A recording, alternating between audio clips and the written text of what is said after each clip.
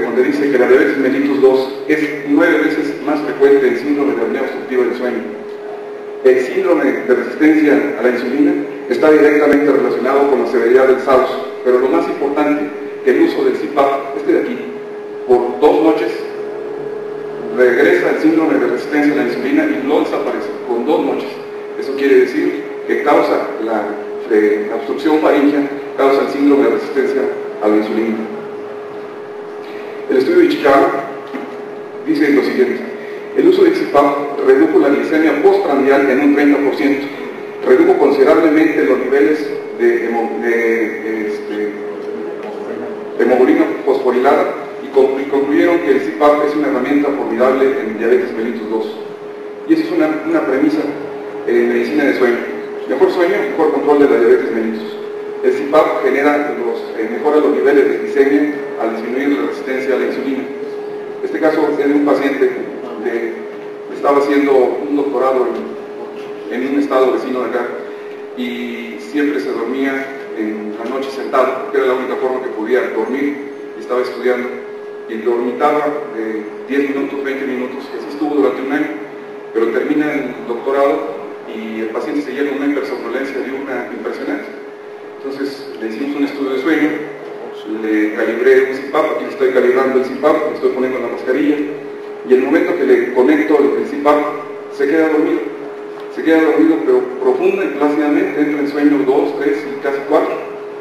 Y el familiar decía: no, ese aparato que le está poniendo tiene anestesia, no señora, lo que pasa es que estamos permitiéndole, no hay colapso faríngeo, y el paciente se durmió muy bien. A los 20 minutos le apagué el CPAP, y en esas circunstancias el paciente dijo que tenía más de un año de no dormir 20 minutos corridos.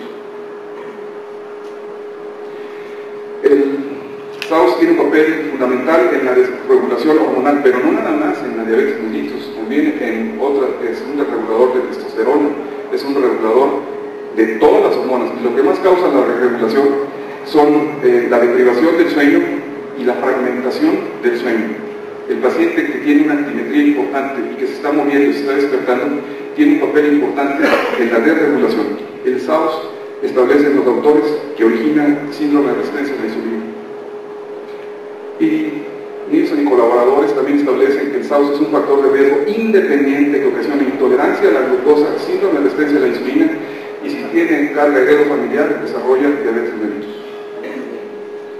Y entramos a otro terreno con las arritmias, en donde los autores establecen que cuando el índice de masa corporal es mayor a 40, la saturación nocturna baja de 65 más, y tienen un índice de apnea superior muy alto, son más frecuentes todas las arritmias. Sabemos que existe un aumento en la pre y en la postcarga, hay una baja concentración de oxígeno, el paciente está desaturado, hay una gran liberación de catecolaminas. Imagínense ese paciente que está en el video, donde está en apnea prolongada, él no sabe si le están apretando el cuello, si se está ahogando, o en su defecto alguien está poniendo a alguien en la almohada. Está produciendo grandes, ingentes cantidades de catecolaminas. Entonces, la excitabilidad del miocardio está totalmente alterada, lo cual ocasiona que se presente cualquier tipo de arritmia.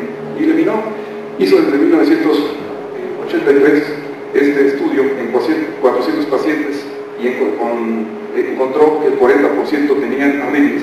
Las más frecuentes fueron estas: taquicardia ventricular, paro sinusal, bloqueo cardíaco, contracciones ventriculares prematuras nocturnas. Existe una estrecha relación entre la apnea obstructiva y las arritmias. En ausencia de dilatación del pulmón, la hipoxia causa una activación de quimiorreceptores periféricos.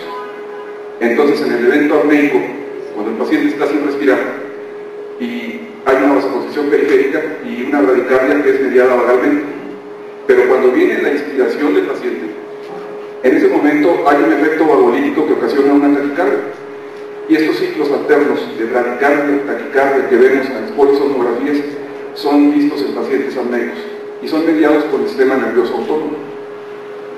Hay grandes revisiones, por ejemplo esta, de 18.000 pacientes, con más de 18.000 pacientes con hipertensión arterial, y establecen que el SAUS es una causa de factor independiente de la obesidad.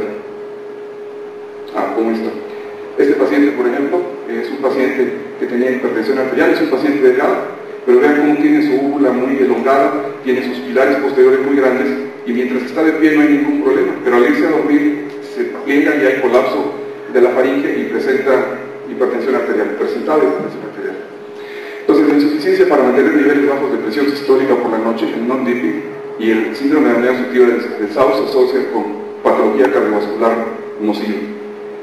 La apnea de sueño incrementa la presión sanguínea nocturna y tenemos que hay una hipoxia que condiciona la respiración, nada más de estas tres cosas, entre otros, de noradrenalina, de eritropoyetina y de endotelina. Los pacientes con apnea de sueño, sobre todo obstructiva, tienen pobre liberación de óxido nítrico endotelial y además los receptores están totalmente cancelados. Los pacientes con non-dipping y sin SAOS tienen una sobrecarga volumétrica, entonces se corrige fácilmente con diuréticos. Pero los pacientes con non-dipping y con obstrucción faríngea nocturna tienen muy regular respuesta a medicamentos. Los beta bloqueadores corrigen la hipertensión diurna, pero no corrigen la hipertensión arterial nocturna. El CPAP sí la corrige. Este estudio, creo que presentaba alguien en Wisconsin Street Cohort Study, vean ustedes la relación entre el índice de apneas, hipopneas y las probabilidades de padecer hipertensión arterial. Con 15 eventos por hora se triplican las probabilidades de padecer hipertensión arterial. Y es un estudio muy serio, de 709 pacientes a 4 años y de 184 a 8 años.